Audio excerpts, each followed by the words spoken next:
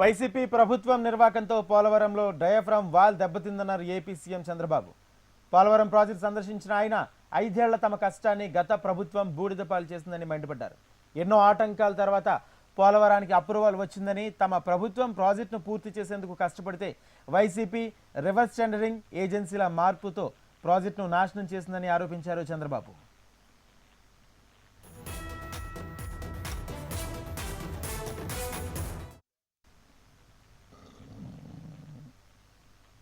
Highest ఇది spillway మీద 3 గ్యాడ్జెస్ ఉంది చైనాలో, దానికంటే ఎక్కువ. అది ప్రపంచంలో ఒక పెద్ద సక్సెస్ స్టోరీ. అక్కడ కూడా ఇదే రివర్ మార్చారు, అతిపెద్ద ప్రాజెక్ట్ కట్టారు, మనం మాట్లాడుకుంటాం. దానికంటే ఎక్కువ వాటర్ ఈ స్పిల్వే మీద డిశ్చార్జ్ అవుతుంది.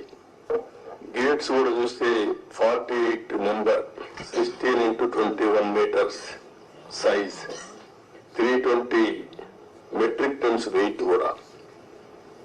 ఇవి కూడా ఒక పెద్ద ఛాలెంజ్ కింద బిగ్గెస్ట్ గేట్స్ డిజైన్ చేసి మనం ముందుకు పోయాం. ఇంకొక పక్కన మీరు చూస్తే మేజర్ రివర్ ని డైవర్ట్ చేయడం, రివర్ ని డైవర్ట్ చేసి స్పిల్ వేను తీసుకొచ్చి స్పిల్ ఛానల్లో మనం వదిలిపెడుతున్నాం. ఇంకొక పక్కన 99% వాటర్ ని డిశ్చార్జ్ చేసే అవకాశం ఉంటుంది. ఇలాంటి ప్రాజెక్ట్ అయితే 2014-19కి 72% మనం పూర్తి చేశాం. అయితే నేను డీటెయిల్స్ ఈరోజు పోవడం లేదు, మెరిట్స్ మళ్ళీ మాట్లాడతాను.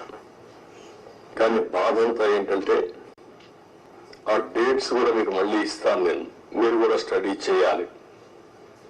ఈ రాష్ట్రంలో ప్రతి ఒక్కరు కూడా అర్థం చేసుకోవాల్సిన అవసరం ఉంది. ఒక వ్యక్తి రాజకీయాలకి ఉండదగ్గ వ్యక్తి కాని వ్యక్తి రాజకీయాల్లోకి వచ్చి రాష్ట్రానికి ఒక శాపంగా మారి, ఎందుకు నేను ఈ మాట వాడుతున్నానంటే ఇది ఒక ఉదాహరణ. పోలవరం కేస్ స్టడీ, ఇలాంటి చాలా జరిగాయి. అతిపెద్ద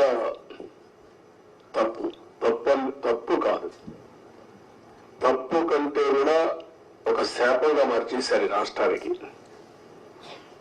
మామూలు కాదు ఇది, క్షమించరాని నేరం కూడా. ఒక చిన్న తప్పు చేసేది అనుకుంటాం, అలాంటి పెద్ద ఇది చేసి డయాఫ్రామ్ వాల్. ఇక్కడుండే ప్రెస్ లో మీరు చాలా మంది ఉంటారు. నేను దగ్గర 30 సార్లు వచ్చే 31సారి ఈ ప్రాజెక్ట్ కి. నా మనసంతా ఈ ప్రాజెక్ట్ మీద ఉంటుంది. అందరికంటే ఎక్కువ బాధపడే వ్యక్తిని నేనే. నా కష్టాన్ని బూడిదలో పోసిన పన్నీరుగా చేశారు.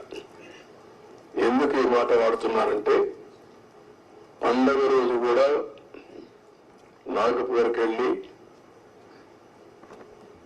ఇప్పుడు గట్కర్ అక్కడ ఉంటే వాళ్ళ ఇంటి దగ్గర ఉంటే పోయి ఆయనతో మాట్లాడి, అదే మాదిరిగా అప్పుడు ఉమాభారతి మినిస్టర్ అంటే ఆవిడని కన్విన్స్ చేసి, ఎక్కడ ఎలాంటి అడ్డంకులు లేకుండా అన్ని అడ్డంకులు, ఇక్కడ కూడా ఒకసారి 2 సార్లు అయితే ల్యాండ్ ఎక్విజిషన్ వీళ్ళంతా కూడా కొంత ట్రబుల్స్ క్రియేట్ చేస్తే వాళ్ళందరినీ పిలిపించి నయానా భయానా చెప్పి వాళ్ళు కన్విన్స్ చేసి వాళ్ళకు లిబరల్ గా రీహాబిలిటేషన్ కానీ రిలీఫ్ కానీ ఇచ్చి మొత్తం చేశాం. వీళ్ళు చేసిన పని మీరు చూస్తే ప్రభుత్వం వస్తానే రివర్స్ టెండరింగ్ అన్నారు. వచ్చిన వెంటనే అదే రోజు, ఒక మాటలో చెప్పాలంటే సేమ్ డే ఏజెన్సీని మార్చేస్తామని చెప్పి స్టేట్మెంట్ ఇచ్చారు. 4-5 రోజుల్లో ఇక్కడి నుంచి ఏజెన్సీని వైండప్ చేసి బయట పంపించారు. ఉండే స్టాఫ్ అంతా మార్చేశారు. ఆ ప్రిన్సిపల్ సెక్రటరీ, ఇంజనీరింగ్ చీఫ్ అందరినీ మార్చేశారు. అక్కడి నుంచి ఎవ్వడికి తెలియని వ్యక్తులు పెట్టేశారు. ఇక్కడ 1920 వరదలు వచ్చాయి. గోదావరి వరదలు వస్తే ఎంత తీవ్రంగా వస్తాయో మనందరికీ తెలుసు. 2 సార్లు వరదలు వచ్చి మొత్తం మీరు చూస్తే దగ్గర